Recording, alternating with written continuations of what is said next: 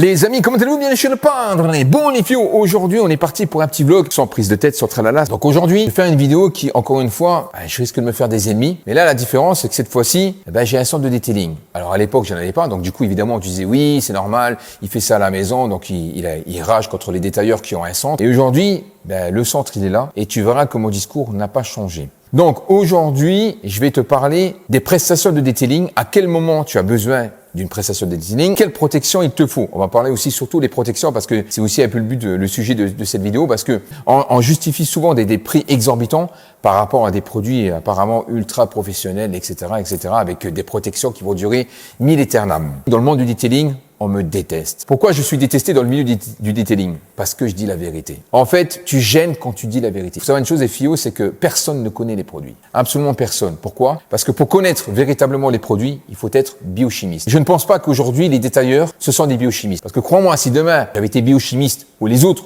ont été biochimistes, ils ne seraient pas chers à laver des voitures. Donc du coup, la seule chose qu'on sait sur les produits, c'est ce que la marque te dit. Et évidemment, un peu l'expérience que tu as sur les véhicules. Donc il faut de la théorie, mais il faut aussi beaucoup de pratique. C'est la pratique qui va te dire les choses. Et moi, ce que je te dis, c'est la pratique. La théorie, je m'en bats les cacahuètes. La théorie, elle est sur le papier. Elle est là pour le vendre du rêve. Par exemple, rien à voir, l'R8 sur le papier, 420 chevaux, le 0 à 100, 4 secondes 6. La réalité, sur le banc, 390 chevaux, le 0 à 100, 5 secondes 1. Moi, je regarde plutôt la pratique que la théorie. Et le but, justement, des détailleurs, ceux qui ont fait leur métier, c'est justement de faire croire à leurs clients que les produits sont ultra professionnels. Et parfois, on peut pas leur en vouloir parce qu'ils y croient vraiment. Pourquoi? Parce qu'ils sont endocrinés par les marques. Et les marques, le seul but qu'ils ont, encore une fois, c'est de vendre des produits. Et je vais te dire que la plupart du temps, les clients veulent des choses qu'ils n'ont pas besoin. Et des fois, ça m'arrive, et encore pas longtemps, on te demande de faire des prestations sur des voitures qui n'en ont pas besoin. Donc aujourd'hui, le but de cette vidéo, et je te demande juste une chose, de rester sur cette vidéo. Je sais que de temps en temps, ça peut parce que toi, t'aimes bien qu'il y ait du spectacle, tu vois. Ou alors, il faudrait qu'il y ait une naine qui arrive avec des tétons vosgiens, tu vois. Ça, tu kifferais. Donc du coup, aujourd'hui, cette vidéo, écoute-la vraiment. Comme ça, le jour que tu demanderas une prestation à quelqu'un d'autre, au moins, tu sauras de quoi tu parles. Et quand le mec, tu vas lui parler, comme moi je te dis, le mec va dire, ouh, lui s'y connaît, qu'est-ce que je fais? Et du coup, tu verras que ton devis,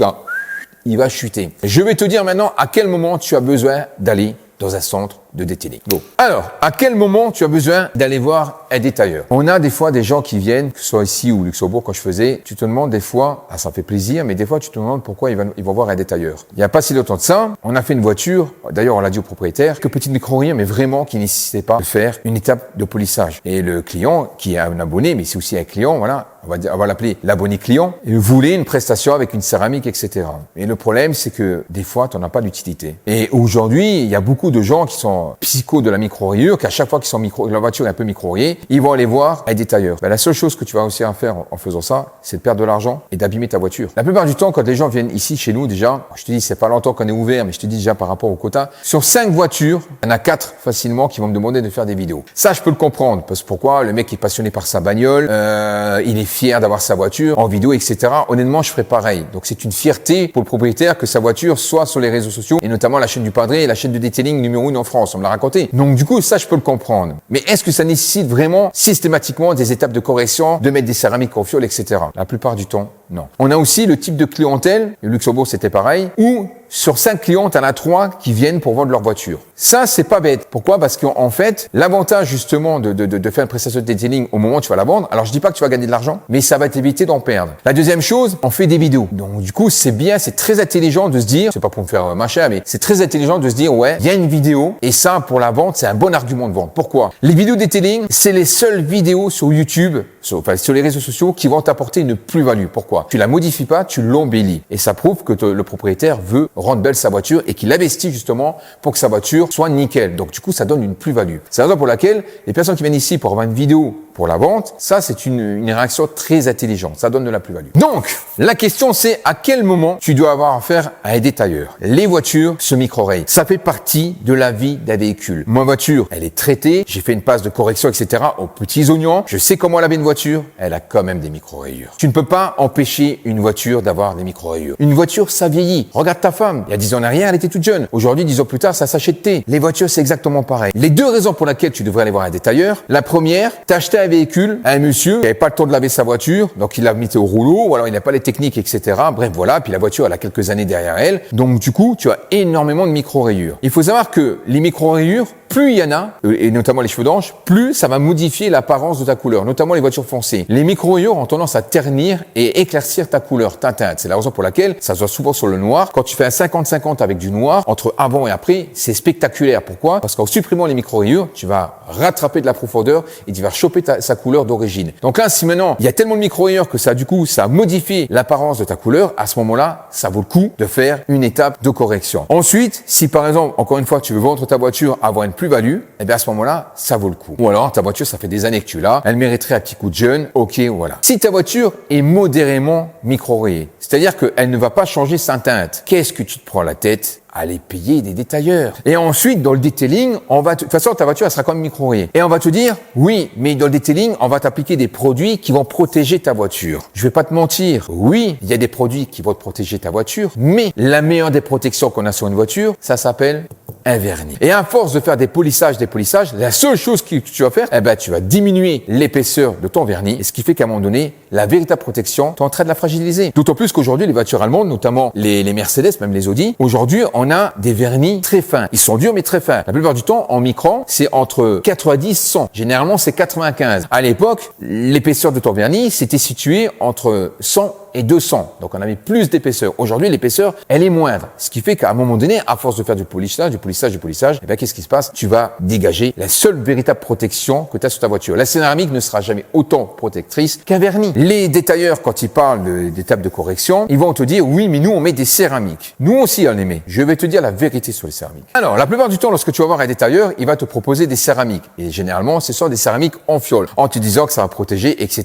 etc. Nous, on a de tout aux céramiques. On a des céramiques en fiole, on a des céramiques en spray. Il existe plusieurs types de céramiques. D'ailleurs, si t'es intéressé, je t'en ferai une vidéo spécialement dédiée et tu sauras tout, exactement tout sur les céramiques. Ça sera une vidéo très pointue, mais au moins tu sauras tout sur les céramiques parce qu'il y a encore une fois beaucoup de mensonges sur les céramiques. Donc, il existe les céramiques en spray, les céramiques en fiole type grand public, comme là on a là, les céramiques en fiole dites professionnelles, elles vont arriver, elles arrivent demain. Donc du coup, ça c'est les céramiques qui sont spécialement uniquement dédiées pour les professionnels. Ça veut dire que si toi demain tu veux te procurer une céramique professionnelle, tu peux pas te la procurer. Tu es obligé de montrer comme quoi que tu es un détailleur professionnel. Elle est belle l'arnaque et je vais t'expliquer pourquoi. Donc ça, ce sont des céramiques en fiole. La différence entre la céramique en spray et la céramique en fiole, c'est que la céramique en spray, elle se résorbe d'elle-même. Pourquoi? Alors, je précise, c'est une véritable céramique. Donc du coup, cette céramique-là, elle aura une durabilité beaucoup moins importante que les céramiques en fiole. Il y a des avantages et des inconvénients. L'avantage, c'est que tu peux le faire toi-même ou tu peux recharger ta voiture toi-même. C'est-à-dire que si admettons, j'ai un client, il a fait appel à mes services pour qu'on lui pose une céramique en spray, à ce moment-là, soit il peut repartir avec sa céramique, soit il en achète une parce qu'elles sont disponibles au grand public et il refera sa céramique lui-même. Il peut faire ses couches lui-même. Ensuite, l'avantage, c'est comme je te l'ai dit,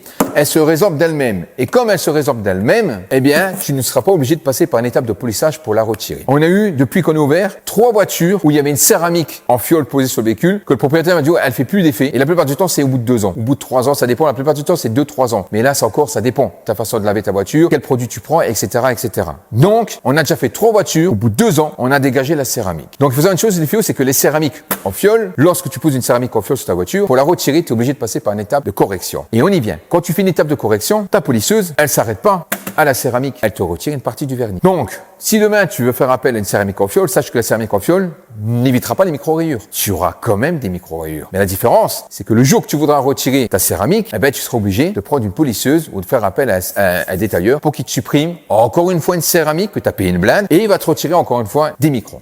Donc, on va parler un peu de céramique pour que tu comprennes un peu. Donc, les céramiques en spray, les céramiques en fiole grand public, les céramiques du type professionnel. Ensuite, tu as les céramiques 8H, 9H, 10H. Ça, c'est du mytho. C'est uniquement la dureté de la céramique. Mais c'est du marketing. Et ensuite, il y a les céramiques de type physique et chimique. Ça, on en viendra sur une prochaine vidéo. Je vais t'expliquer ça aux petits oignons. Quelle est la différence entre une céramique en fiole grand public et une céramique professionnelle? Alors, on va te dire que les céramiques professionnelles ont une plus grosse épaisseur. La plupart du temps, c'est de la fumisterie. D'ailleurs, tu prends un PTG, tu verras, t'es mort de rire. Ou alors, tout dépend de la couche que tu as mis. Ensuite, tu as les céramiques monocouches et tu as les céramiques où tu vas mettre, ça nécessite plusieurs couches. Et là aussi, les détailleurs qui foutent 2 couches sur un véhicule, 3 couches, 99% sont dans l'erreur. Et je vais t'expliquer. Donc maintenant, on va parler des protections céramiques et pourquoi il te faut passer sur des céramiques en spray et non des céramiques en fiole et à quel moment tu auras vraiment besoin d'une céramike en fiole et qu'est-ce qui justifie le prix.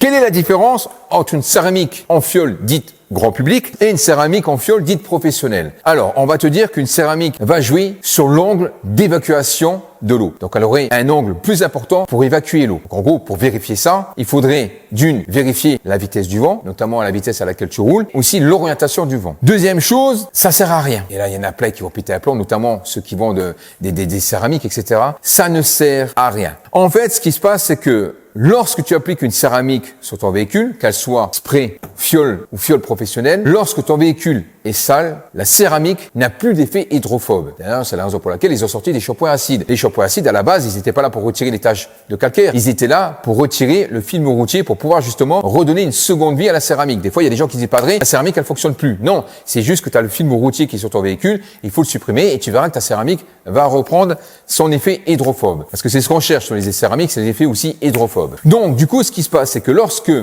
ton véhicule est sale, par exemple, moi, la mienne, j'ai mis une céramique M3, le dernier modèle, crois-moi que voilà, c'est vraiment The Céramique. Là, elle est sale. Si je passe le jet d'eau dessus, elle déparle plus.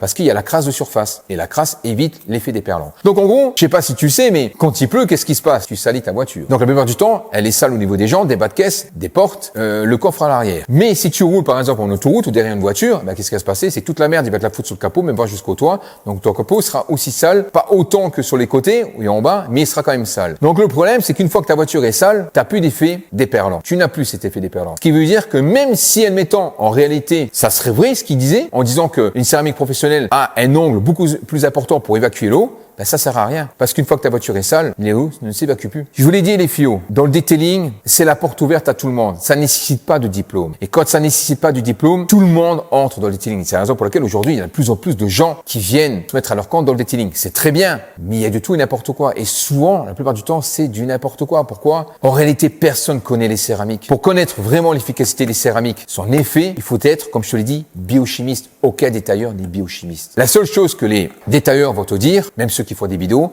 ils vont te répéter ce que la marque a dit. Et les marques sont là pour quoi? Vendre des produits. Donc c'est pour ça qu'il existe aussi des céramiques dites professionnelles. Pourquoi? Parce que les céramiques dites professionnelles, si demain tu vas chez un détailleur, il va te sortir une céramique, je te fais une tête comme ça, je te l'ai dit, t'en peux plus, t'en peux plus, on dirait Madame Pichardo. Donc du coup, quand tu utilises une céramique professionnelle, le mec va dire, écoutez, si vous voulez venir recharger votre céramique, il faut venir chez moi, parce que toi tu pourras pas l'acheter. Les vendeurs de céramique, les marques de céramique le savent. Donc leur but à eux, c'est de faire croire aux détailleurs que leurs produits sont incroyables, professionnels, et de faire revenir leur clientèle. Si tu fais revenir ton client, tu vas réutiliser de la céramique. Donc, du coup, tu vas recommander et tu vas augmenter le chiffre d'affaires de la marque. La marque, ils s'en battent les cacahuètes de toi. Tout ce qu'ils veulent, c'est normal. Ils veulent vendre des produits. Donc, du coup, ils font croire à leurs détailleurs que les produits-là, ils sont différents des autres parce qu'ils ont ci, ils ont ça. Ils sortiront toujours des conneries. Et les mecs, comme ils sont pas biochimistes, ils ont aucun moyen de le prouver. Ils gomment tout ce qu'on leur dit. C'est la raison pour laquelle, quand des mecs qui te parlent des fois des produits, t'es mort de rire. En réalité, même moi, je ne le sais pas parce que je suis pas biochimiste. Donc, nous, on a commandé de la céramique professionnelle. Ça va être la M3. Pourquoi? Parce qu'on nous en demande. Il y a des gens qui vont padré, je veux ci, je veux ça. La plupart du temps, les clients te demandent des choses sans vraiment, après, on peut pas leur en vouloir, sans vraiment savoir ce qu'il leur faut vraiment. Mais c'est pas eux les fautifs. Les fautifs, c'est ce que les autres leur font croire. Et c'est pour ça qu'aujourd'hui, on justifie des prix, pas chez nous, mais dans certains centres, on justifie des prix exorbitants par rapport aux produits qu'on te met. Mais la plupart du temps, tu n'as pas besoin. Une céramique en fiole, tu en as besoin en 2 cas. Uniquement pour 2 cas. Je l'ai dit dans une vidéo. Si tu habites dans un endroit où il fait extrêmement chaud, par exemple, j'ai un pote à moi qui est détailleur à Tahiti, il m'a dit, padré, nous, on est obligé de mettre des céramiques, il fait tellement chaud, les peintures, elles mangent. Notamment si tu as une peinture cellulosique, un brillant direct. Et ensuite, les endroits où il neige beaucoup, comme par exemple à la montagne. À la montagne, la neige arrive tôt, elle reste assez longtemps, les températures sont assez extrêmes, donc du coup, sel, sable, agression du froid, etc. Si tu habites dans un endroit tempéré, comme chez moi par exemple, alors c'est pas parce qu'il pleut souvent que tu auras besoin d'une céramique, comme en Angleterre. La céramique n'évite pas la corrosion. Donc du coup, si tu habites dans un endroit tempéré comme chez nous, qu'est-ce que tu te prends la tête avec une céramique en fiole? Nous, on en met, parce qu'on nous demande. Mais on demande toujours, est-ce que vous voulez une céramique en spray ou une céramique en fiole? Ici, si tu demandes secteur, tu n'as pas besoin d'une céramique en fiole. Prends une céramique en spray. Et en plus, tu pourras faire ta recharge toi-même. Et t'es pas obligé d'acheter chez nous, t'achètes ce que tu veux. Voilà, tu peux le faire toi-même. Des céramiques en spray, il y en a partout maintenant sur Amazon, n'importe où. Tu peux le faire toi-même. T'es pas obligé de faire appel à moi, tu vois. Et c'est ça l'honnêteté. C'est que je te dis, il y a des fois, t'as pas besoin de moi. Qu'est-ce qui justifie des prix exorbitants dans le detailing? Il y a une chose à laquelle les détailleurs n'ont pas menti, et ceux qui ont fait des vidéos aussi, c'est que c'est un boulot de malade. Je vais pas te mentir, quand tu fais une prestation de detailing, ça peut durer 3 jours, ça peut durer 1 semaine, ça peut durer 10 jours. Tout dépend des prestations que tu vas faire. Il y a des prestations qui nécessitent retirer des éléments. Il y a des prestations qui nécessitent du ponçage, et pour illustrer, etc. Donc du coup, ça prend énormément de temps. Pour te dire un ordre d'idée, quand nous, on fait un lavage